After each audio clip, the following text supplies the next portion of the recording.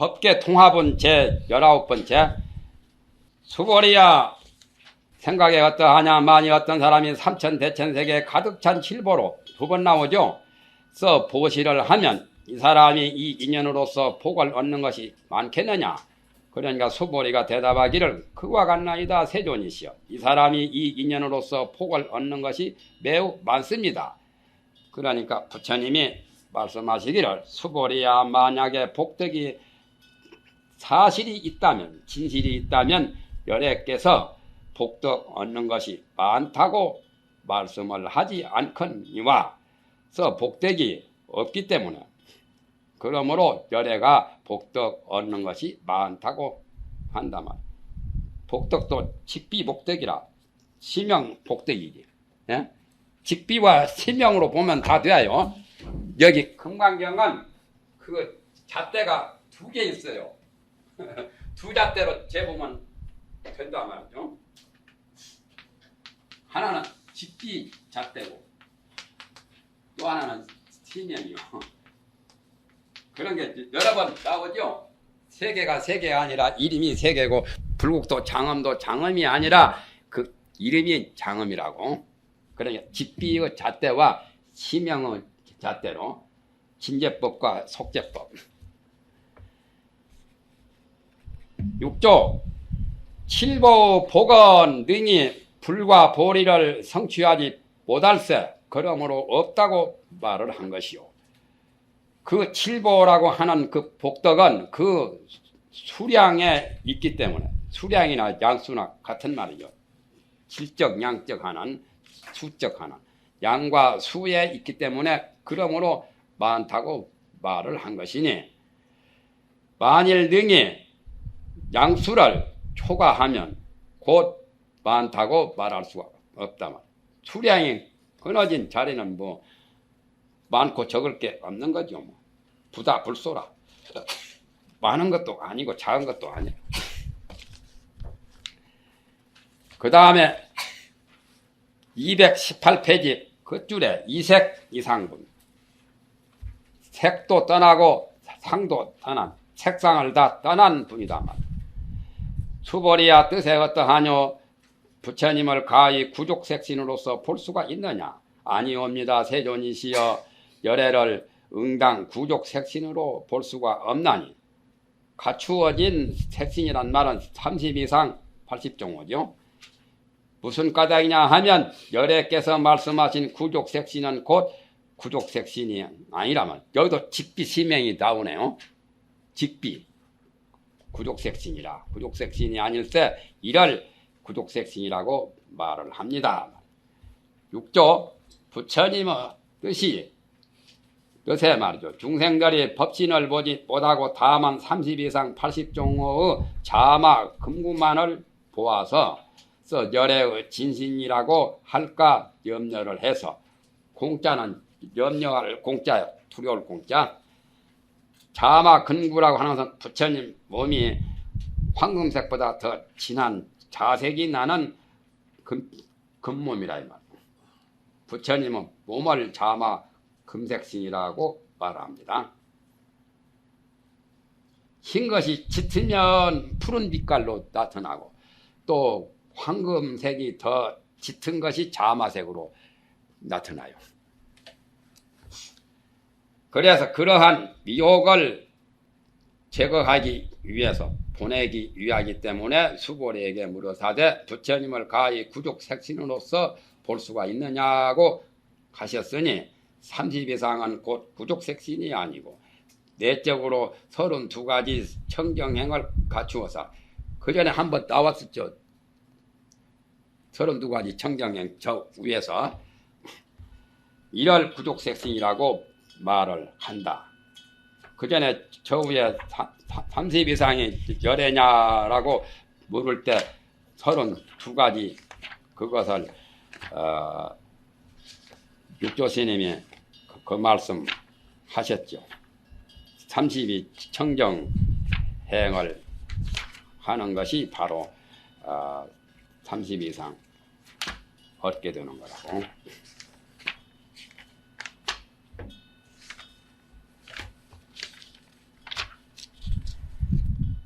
140페이지에 나오네요. 140페이지 끝으로 둘째 줄에 6조라 30 이상 자는 이 30이 청정행위니 5군 가운데 육바라밀을 닦고 또 의군 가운데 무상무위를 닦으면은 그걸 30이 청정행위라고 말한다고. 거기 나온 말이요. 30 이상은 곧 색신이 아니요 내적으로 30이 청정행을 갖추어야만 이를 구족색신이라고 말할 것이니 청정행위라고 하는 것은 곧 육바라밀이 그것이다. 5군 가운데 육바라밀을 닦고 의군 가운데 정과 해를 쌍으로 닦아서 그 전에 해놓고 또 한 거예요. 지금 닦아야 이를 구족색신이라고 말하니 한갓 열애의 30 이상만 좋아하고 내적으로 30이 청정행을 수행하지 아니하면 곧 구족색신이 아니요 열애의 색상을 좋아하지 않고 능히 스스로 청정행을 가지게 되면 그거를 또한 구족색신이라고 말할 수가 있다. 수보리야 뜻에 어떠하뇨 열애를 가히 구족재상으로 구족된 모든 상으로서 볼 수가 있느냐. 그러니까 수보리가 대답하기를 세존이시여 열애를 응당 구족재상으로서 볼 수가 없다. 무슨 까닭이냐 하면은 열애께서 재상 구족을 말한 것은 곧 구족이 아니다만 이를 재상 구족이라고 말을 합니다. 열애라고 하는 것은 6조 곧 형상이 없는 법신이 바로 열애다만 육안으로 볼 바가 아니고 해안으로 예능이 볼 것이니 해안이 박지 못하여 아인 등 상을 구족하여 아상, 인상, 중생상, 수자상을 갖추어가지고 32상을 관찰하여 열애라고 여기는 자는 곧 구족이 된다고 말할 수가 없고 해안이 명철하여 아인 등 상이 나지 아니하고 바른 지혜광명이 항상 비추면 이를 재상 구족이라고 이름하니라. 삼진치 삼독이 없어지지 아니하여 열애의 진신을 보았다고 말한 자는 진실로 그러한 도리는 없다만 삼독이 없어져야지 삼독이 남아있으면서 열애의 진신을 보았다고 하는 것은 그건 되지 않는 그런 이치가 없다고 말이야.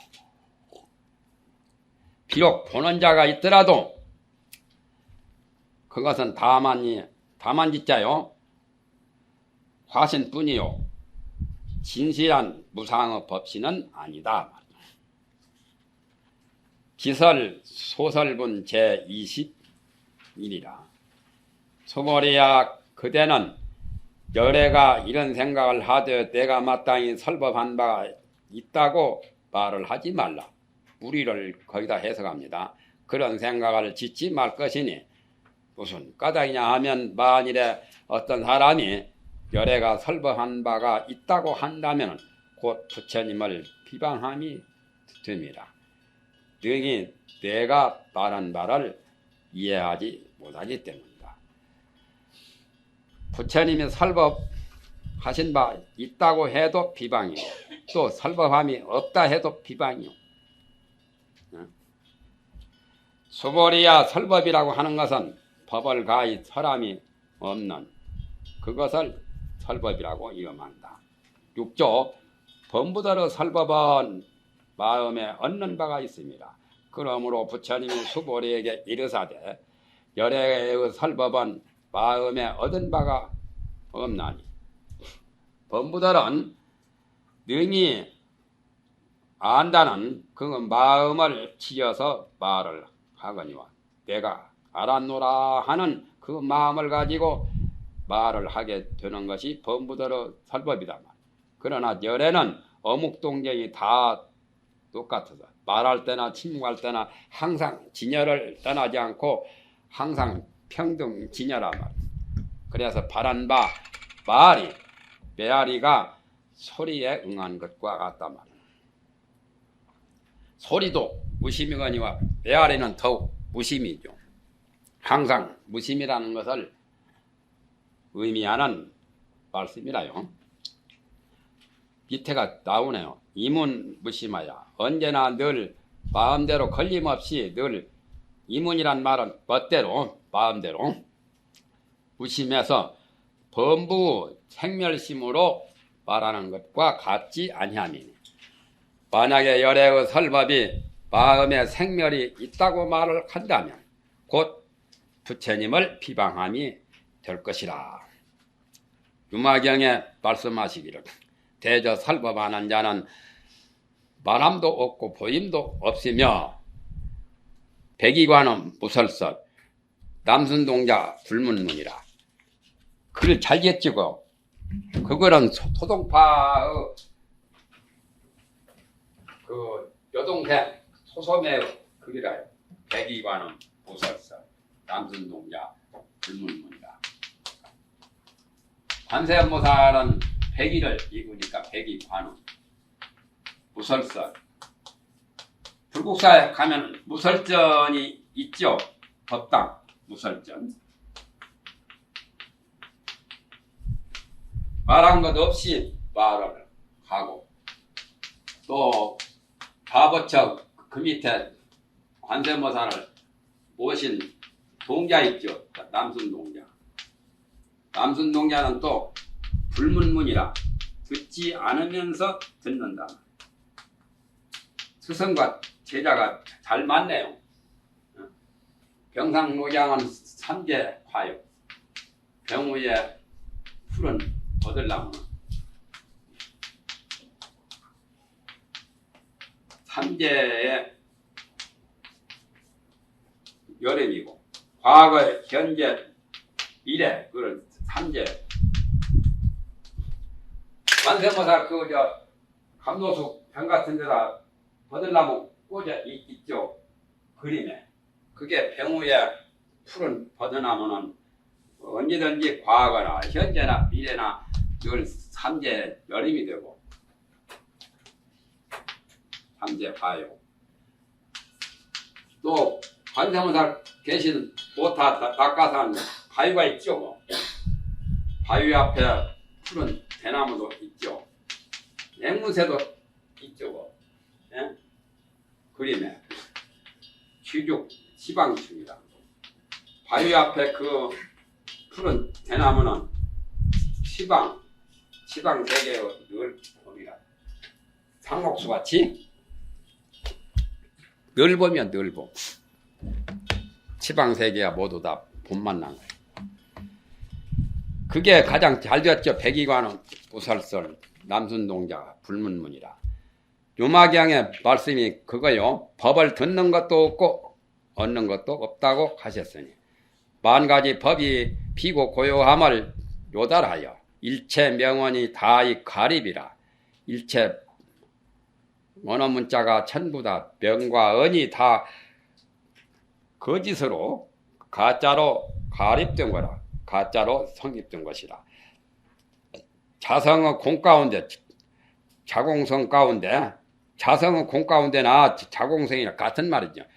자성의 진공 가운데 치연하게 성대하게 일체 말을 건립하여 모든 법을 연설하되 상도 없고 함도 없어서 미한 사람을 계도하여 우매한 사람을 열어주고 지도해서 하여금 그들이 본성을 보게 해서 무상보리를 닦아 징득하도록 하는 것을 그것을 설법이라고 말한다. 그때 해명 투보리가 부처님께 고하여 바라기를 세존이시여 자못 어떤 중생이 미래의 세상에 이 법을 연설함을 듣고 신심을 내겠나이까 하니까 그렇게 묻는 거죠. 부처님이 말씀하시기를 수보리야 저는 중생도 아니며 또 중생 아닌 것도 아니다. 무슨 까닭이냐 하면 수보리야 중생이라고 하는 것은 열애께서 중생 아니라고 말을 한다면 집비 중생이지 치명중생이라 또 그럴 중생이라고 이름한다. 유명선사 속가라 옆에 나오죠. 옆에 그 규봉소에 글자 6자가 나왔죠. 유명선사 속가라. 유명선사라는 분은 염라대왕 계시는데 가서 금강경 법문을 이렇게 해주신 분이라요. 윤명선사가. 지장보살을 윤명교주라고 하죠. 유명한 염라 저승세계인데 연나대왕이 머리 위에 이고 계시죠. 면류관 넓적한 판이 있죠. 판같이 생긴 거. 그게 금강경이거든. 연나대왕이 불교 신자요. 걱정할 거 없어요.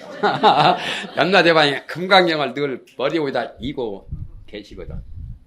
그래서 불교인들은 좀 잘 도와주십니다. 그런데 이제 윤명선사를 초청해가지고 금강경 설법을 해달라고 했어요. 그래서 윤명선사는 죽어야 이제 그 정신이 그리 가야 되거든요. 죽었다 깨나가지고 이제 나중에 3일 후인가 깨나는데 거기 가서 이제 저승 사자들을 따라가서 염라왕 있는 그 곳에 가서 설법을 했어요. 금강경은 다. 그런데 연나대왕이 다 듣고 난 다음에 스님 빠졌습니다 말이에요. 뭐가 빠졌다는 거예요. 그래서 뭐가 빠졌냐고 하니까 그 머리 위에 이고 있는 금강경을 보면서 이 석줄이 빠졌다는 거예요.